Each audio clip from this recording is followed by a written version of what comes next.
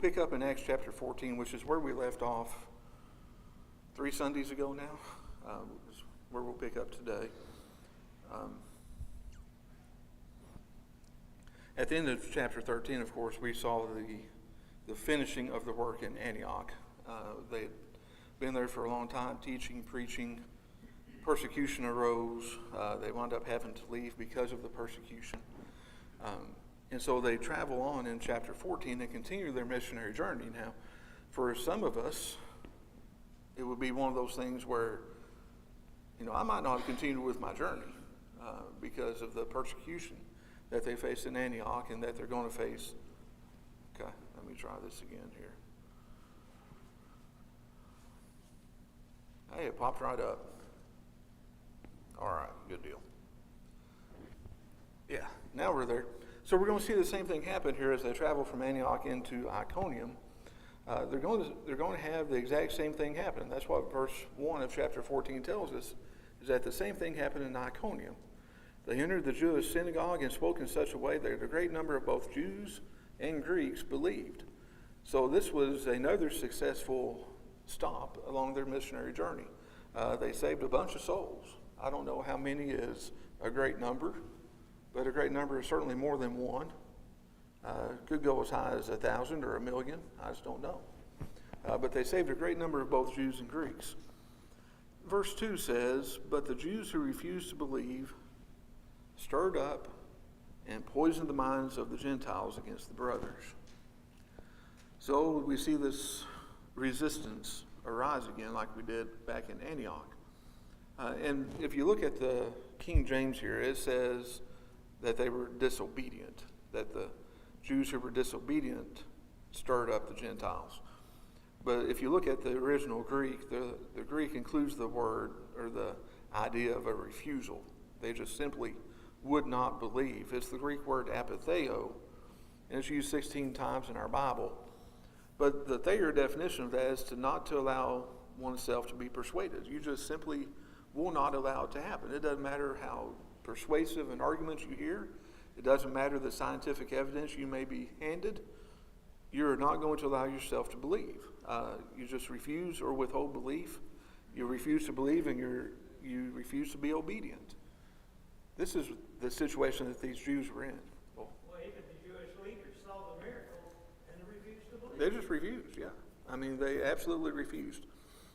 And so sometimes there is no argument that can be made. There is no persuasion that can be done that will convince a person to believe. And sometimes that's hard for us to accept. As someone who sits up here and teaches and preaches some, I ought to be able to convince anyone. Where does that thought come from, though? It comes from arrogance, doesn't it? That's arrogance to think that I should be able to teach and preach in such a way that I can persuade everyone I encounter that Christ is who we say he is. Well, I'm not sure it's arrogance as much as the desire in you to show people the right way and which that they would just accept it. Yeah. I don't think arrogance is the right word. Okay, we'll disagree on that because I still think arrogance is the right word. Well, maybe arrogant. Yeah, but we really aren't any different from those people back then, are we? We still have things that we just won't accept, and it doesn't matter what that other person does in terms of argument or persuasion. It doesn't matter what scientific facts may be presented. We just won't believe. And we do that because it goes against everything we've been taught, believed, or experienced in our lifetimes. We all have our own individual life experiences, don't we? Mine is not the same as yours. Yours is not the same as mine. We've experienced different things over the course of our lives. And as such, that defines and influences how we approach things. It defines and influences what we believe, how we act, how we think, how we treat other people. And they're continuing on with this thought of we just don't want to believe it because of it goes against everything we've ever been taught or experienced. There are people today who are atheists for that very reason, or agnostic for that very reason, that the God of the Bible is so radically different from what we experience in our daily lives, from the events of the Bible are so radically different with the miracles and the raising from the dead. And they're the things that we see in the Bible. They're so radically different from how we experience life today that they just simply will not believe. They won't accept the reality of those things. So how easily do we accept change? How firmly do we hold to tradition? Those kind of go hand in hand, don't they? Those kind of go hand in hand. I know some people are more open to change. Some people are more resistant to change. Some people are more determined to continue traditions that have been done for the last 50, 100, 200 years. Others are like, we'll let that go. I don't care. We all fall somewhere on that spectrum of how firmly do we hold to tradition? How easily do we let it go? How readily do we accept change? How forcefully do we resist change? We're all somewhere on that spectrum. And it is a spectrum of belief. So how resistant are we to change? When people present us with the truth of God's Word, how readily do we accept those things? It's that way with everyone we encounter and with everyone we try to teach. So just understand that they really weren't any different than what we are today. We sometimes resist and buck against new teachings and new beliefs. So the Jews came in and refused to believe, poisoned the minds of the Gentiles against the brothers. But catch verse 3. Verse 3 says, so they stayed there for some time. You know, that's kind of the opposite of what you would expect to do, wouldn't it? I probably would not stick around very long if that kind of resistance came up against me. But verse 3 says they stayed there for some time. We don't know how long. The consensus among the commentators is that it was a matter of months, but we have no way to know with any certainty exactly how long they were there. But they stayed there for some time and spoke boldly in reliance on the Lord. And that's the key, isn't it? That we do what we do in reliance on the Lord and not from our own sense of superiority or own sense of having more knowledge than someone else. We do it in our reliance on the Lord, who testified to the message of his grace by granting that signs and wonders be performed through them. So there were miracles and signs and wonders that were performed here in Iconium that we don't have any record of. We don't know what those signs and wonders were. We don't know what those miracles were. But they were done as a confirmation of God's power and as a confirmation that the apostles were coming from God himself.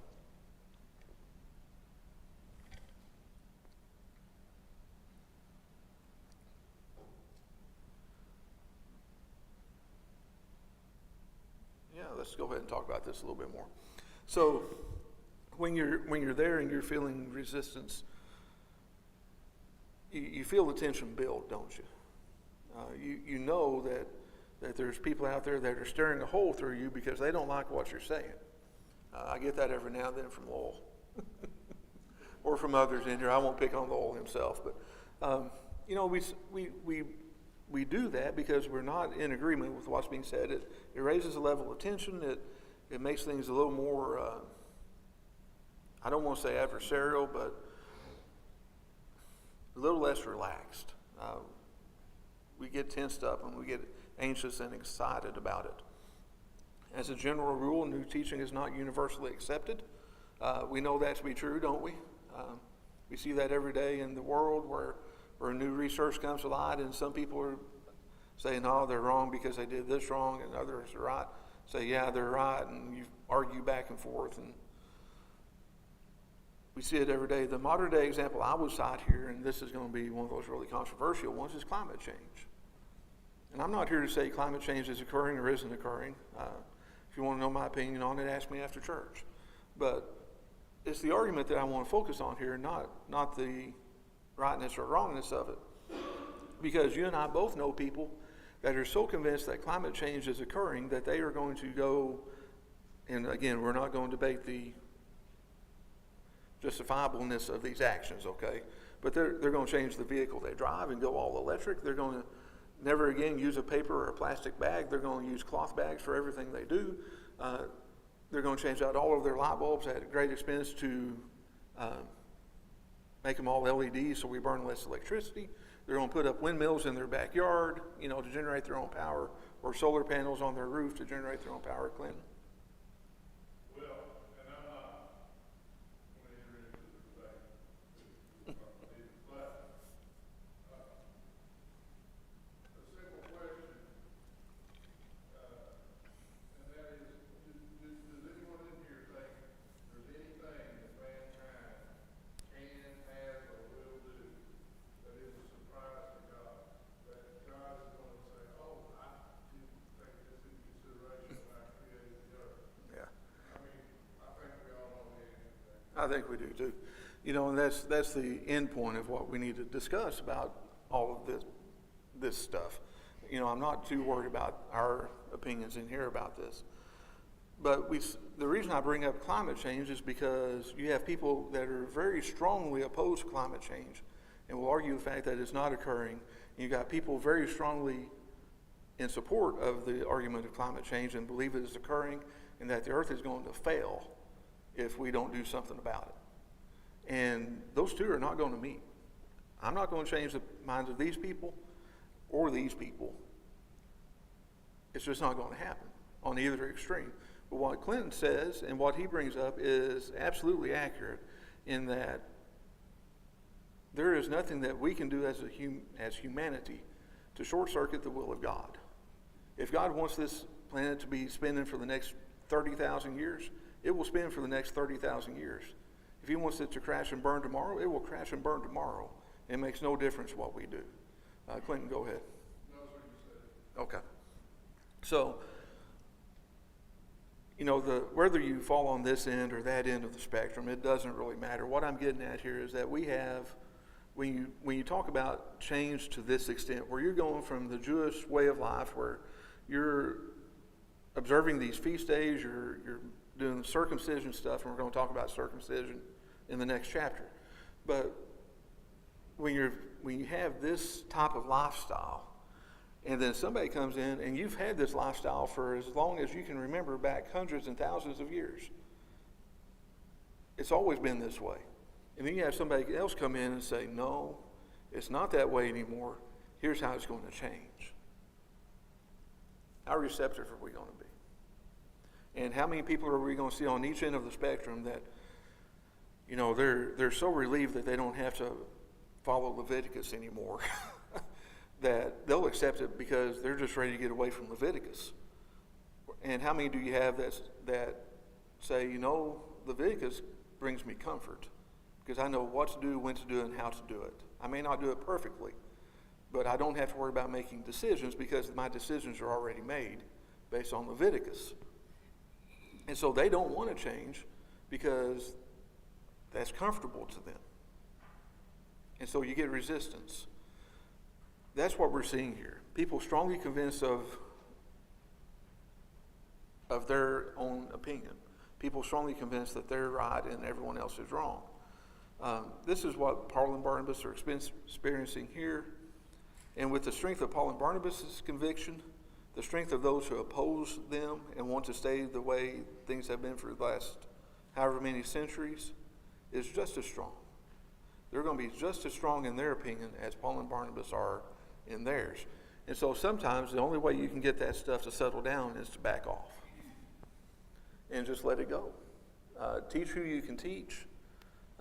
Reach who you can reach. The other ones just kind of let it go. And so sometimes you'll see where you just have to back off for a little while. And then maybe you take it up again later at a point in the future when people might be more receptive. But if you don't back off a little bit, what happens? You split. You split. And this is how church splits happen.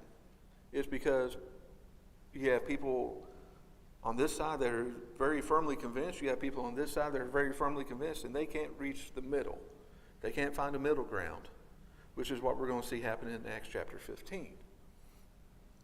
You have to sometimes come to a middle ground and have everyone give a little bit to meet in the middle. I think that's a country song, isn't it? Yeah, I think there's a country song about that. All right, so the question that we have to ask ourselves is are we so convinced of the importance of what we discuss that we will continue to teach it in the face of opposition who would stop us no matter what it takes, even if it means death. Okay? Are there people that will kill for climate change? Yep, absolutely. They have. It has happened. So would you continue even if it means death? For the apostles, the answer is yes. And we know from recorded history that all but one of the apostles were martyred. John spent the last of his days in prison because of what they taught and what they did in their lives. So we need to ask ourselves, and what we need to think about today and really every day as we live our lives is our faith this level of faith? Simple question, isn't it? Are we willing to pursue this unto death? Is obeying God more important to us than our lives on earth? More important than seeing our grandkids and great-grandkids grow up? More important than anything else this life has to offer? More important than the jobs and the houses and the cars? This is something only we can answer for ourselves, and it's something we must answer for ourselves. It's know where our faith stands. Now, I'm going to get us off the hook here a little bit, okay, because that's a pretty heavy thought there. But very few of us in this room, if any, will ever be called upon to die for our faith. I don't expect that to happen in the lifetime of anyone in this room today. We're all but one or two over the age of 50. You know, some of us considerably older than the age of 50. I don't expect the persecution to reach the level of death in our lifetime. May it happen in our, what in the world? Could it happen in the lifetime of our grandkids, great-grandkids, great-great-great-grandkids? Maybe. You know, you look at China and Sudan and some of those places, Saudi Arabia, you become some reason it is not cooperating. You become a Christian in those places, you may lose your freedom, you may lose your life. You know, but it's not happening at the moment here. It's not one to pop back up. Let's try resetting again, Dustin. I'm not sure what's going on. Go ahead, Clinton. Well, we don't expect things to happen like that in our lifetime, but we didn't expect to be forced to wear masks not long ago. We didn't Sure. expect to have people lose their careers because of refusing to take a shot Right. not too long ago. And that is a life and death issue, it turns out. Sure. Sure. And so, we cannot expect it to get here. We'll get here quicker than we think. We can be surprised, can't we? We can be surprised by that. But I still don't think it's going to happen in our lifetime because the freedom of religion is the basis of our Constitution. And so whether we get into a constitutional crisis in the near future, I don't know. We'll just have to wait and see. Go ahead, Lowell. You know, what strikes me is when God gave all the commandments to the children of Israel, the things, the sacrifices they had to make, not just once in a while, it was a daily process. And you look at all of the cattle and sheep that were sacrificed, not 20 or 30, maybe 20,000.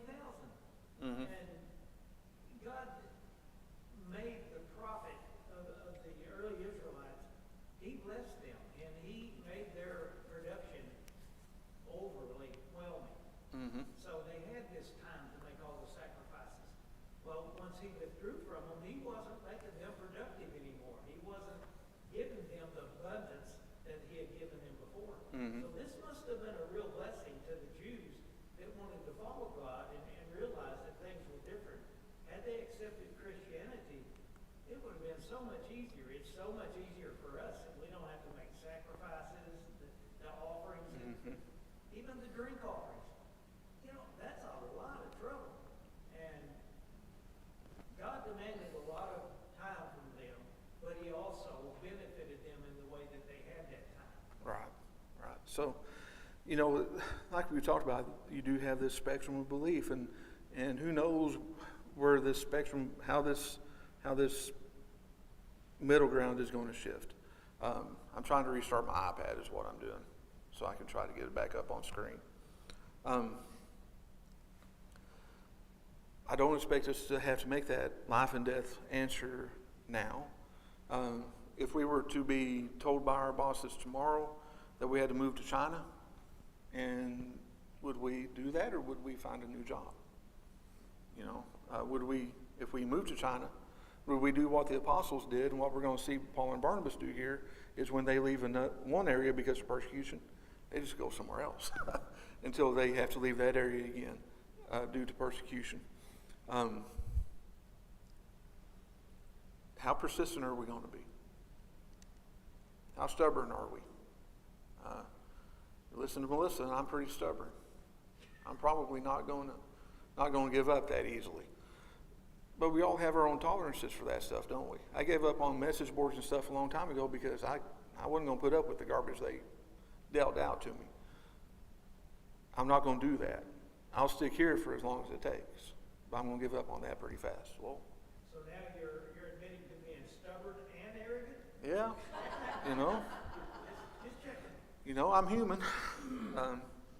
For better or worse, I'm human. And we all have our own frailties. And if I were to say I didn't have those traits, then I would be just as wrong by it than I would be if I did have those traits. You know, we have to be willing to accept and admit our own limitations. Dustin, it's not powering back up. I restarted and it's still not. Yeah, we'll leave it off for now and see what happens. All right, so they stayed there for some time, spoke boldly in reliance on the Lord. I was letting us off the hook and I didn't finish my thought. So let me get it back up there and we'll finish that thought. Let's see. Okay, so very few of us will be called upon to die for the faith. We're not all expected to be apostles, thankfully. We're not all expected to be great people of faith. We're just expected to be the servants of God, no matter the level of persecution and opposition we may face. We are expected to be wise in this regard. As we've mentioned, Paul and Barnabas left. They're going to leave Iconium.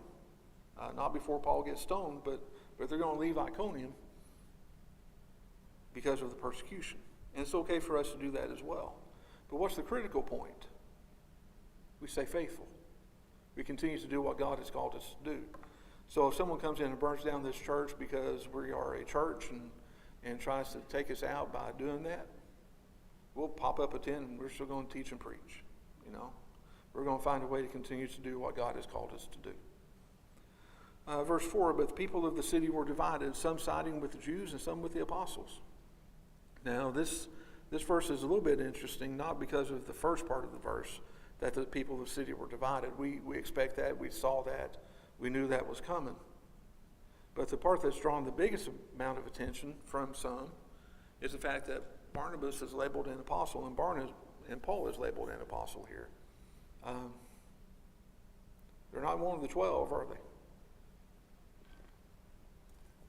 Matthias replaced Judas. So do we have other people who are apostles beyond their original 12? So let's think about that for a few minutes. How do we define an apostle? It's someone who's sent, isn't it? So I'm going to read the excerpt that comes from a website. It's called GotQuestions.org, and they have some good answers. They have some answers that are pretty bad too, but this one was pretty succinct. So let's talk about it. It says the word apostle means one who is sent out. In the New Testament, there are two primary usages of the word apostle. The first is specifically referring to the 12 apostles of Jesus Christ. The second is generically referring to other individuals who are sent out to be messengers or ambassadors of Christ. The 12 apostles held a unique position. In referring to the New Jerusalem in Revelation, it states the wall of the city had 12 foundations, and on them were the names of the 12 apostles of the Lamb.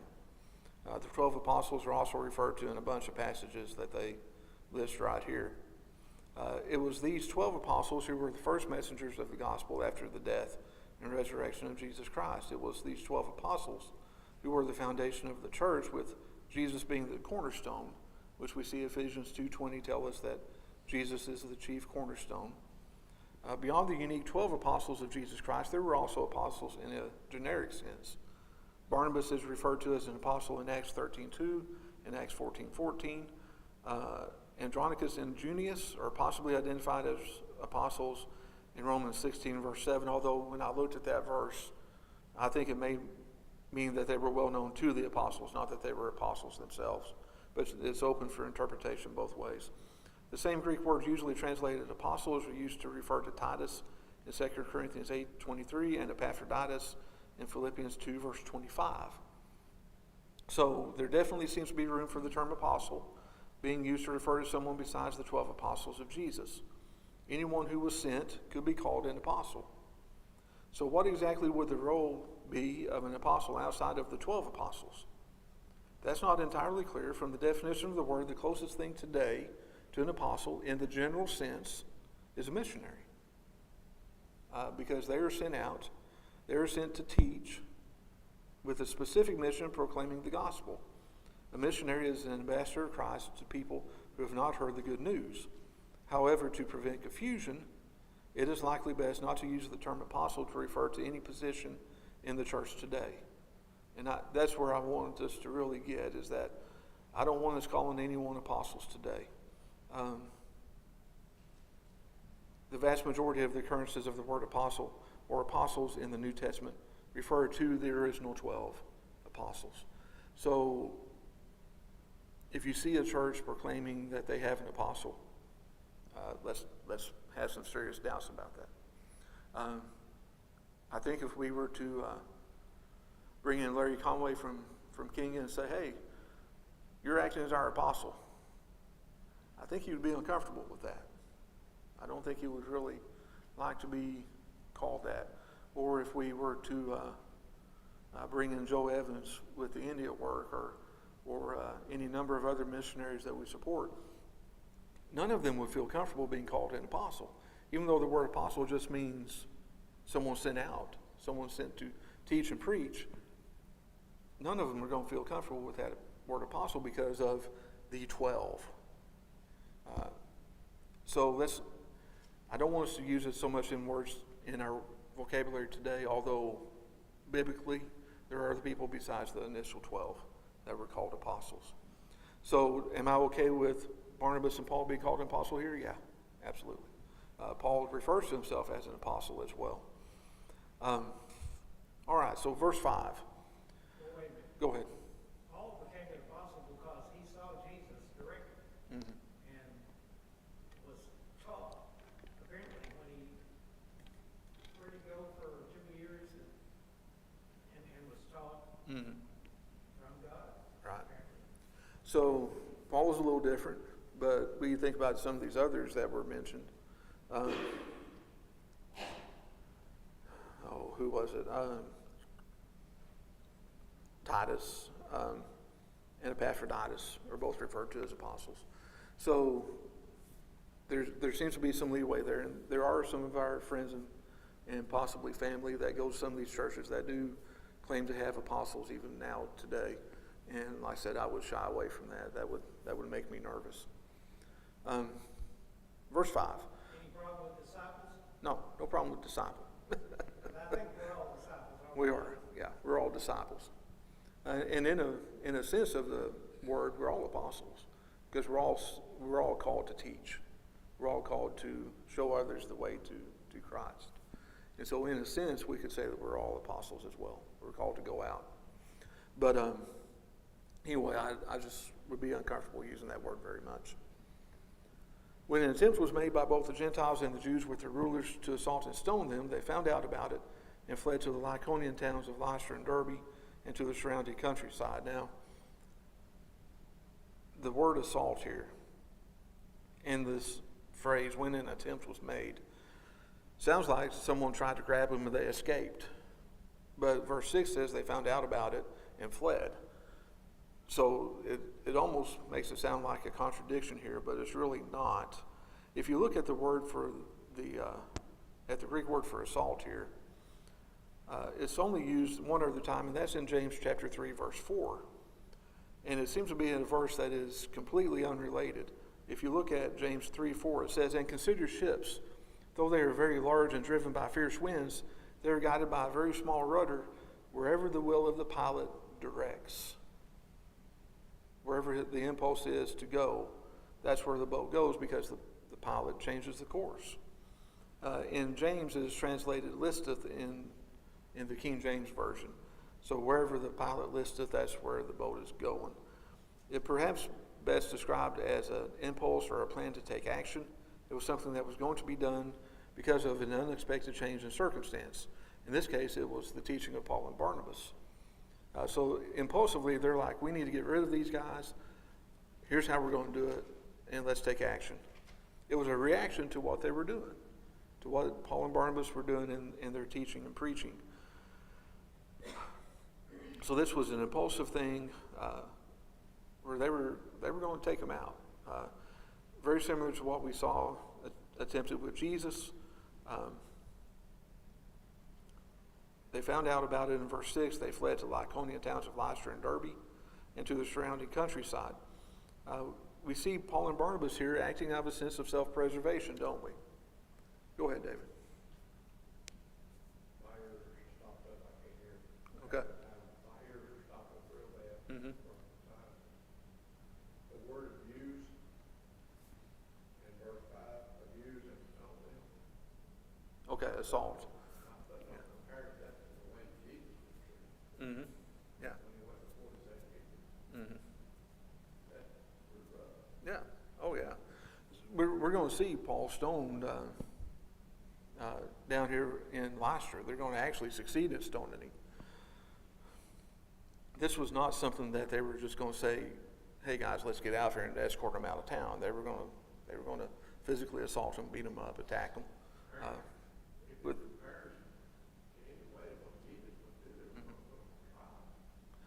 I don't know if they would have put him on trial or if they would have just killed him. You know, maybe they would have put him on trial. I kind of doubt it. This was an impulsive act, something they were doing in reaction to what Paul and Barnabas were teaching. And my suspicion is that they weren't going to bother with the trial. It brings up another question. If you watch any football game, generally, see how many people got stirred into a mob. Mm-hmm. I mean, after the game, it's Yeah. like a mob mentality took over. That's what crucified Jesus. Mm-hmm. Yeah. And I think in the case of the crucifixion of Jesus, it was maybe more of a minority. I don't know if this was a minority or a majority, or maybe evenly divided. Mm-hmm. But it's amazing how they can stir up the bad so easy to overcome the good. Mm-hmm. That's Satan working, I know. Oh, sure. Yeah. It makes you more aware. You need to pay attention to what's going on, Mm-hmm. because you'll be swept up with the wrong crowd if you're not careful. Mm. We all have to. Right. We have to be on our toes, don't we? Go ahead, Paul. Well, the only thing I disagree with is Jesus was not crucified by a mob. It was by the Jewish leaders Mhm. who had already made plans and Yeah. It was the mob that said, "Give us Barabbas." You know, that was the mob saying that. And that was because the Jewish leaders had stirred him up. And what David's saying is correct. And that's what was happening here, is that the ones that refused to believe were in there stirring the pot. They were raising a ruckus. They were inciting a mob, to use a modern term, which is a crime today. They were inciting a mob, and they were going to go get Paul and Barnabas. Now, I really doubt that they were going to mess with the trial. I think they were just going to take them out and directly stone them and get rid of them that way. But again, we see Paul and Barnabas use some wisdom and say, you know, we really don't need to let ourselves be killed at this point. It's not that we don't want to die. It's that we have further work to do. We have more work that needs to be done. That's the Holy Spirit. Mm-hmm. Holy Spirit. Sure. Absolutely. What hill are you going to die? And we're going to have to talk about that, aren't we? What hill are we going to die on? What is more important to us than our own life? Go ahead, Clinton. Do you think that there were some of the people in that mob that was saying it was Barabbas and crucify him, that were also in the mob that was laying branches and the cloaks in front of him a few days prior? Sure. You know. Hailing him as the Messiah? Yeah, I suspect there were. And I suspect that just like that, I suspect there were some that were easily converted by Paul and Barnabas when they first reached Iconium, that the Jews came in and convinced them otherwise, and they got them really stirred up really fast. I suspect they left the faith in a hurry. So, you know, we see this this is a bigger topic than what we have time left in class today, but we see this when in the parable of the sower, don't we? And some falls on fertile ground, and they're easily convinced, but then because they don't have any root, they get blown away and they die and they lose their faith. We see that lived out in these people here. If you apply the parable of the sower to the people that Paul and Barnabas were teaching here, you would have all three fields, wouldn't you? You would have those that believed and took root and grew and became strong and mighty. You would have some that believed but were easily torn away by the cares of the world, and which is what happened here with the Jews coming in and influencing them. And you'd have some that just refused to believe whatsoever. Go ahead, Lowell. Well, don't you think we have the very same thing today? Oh, absolutely. We have the very same thing today. That is going to be true from the time of Adam and Eve all the way until the time that the earth is no more and we all go to see heaven one day. It's going to be true throughout all generations of humanity. And that's something we need to read the New Testament and understand that, yes, we had tremendous success here in Iconium, and a lot of good things were done. It ended poorly, ended badly, but we can't let that take away from the good that was done either.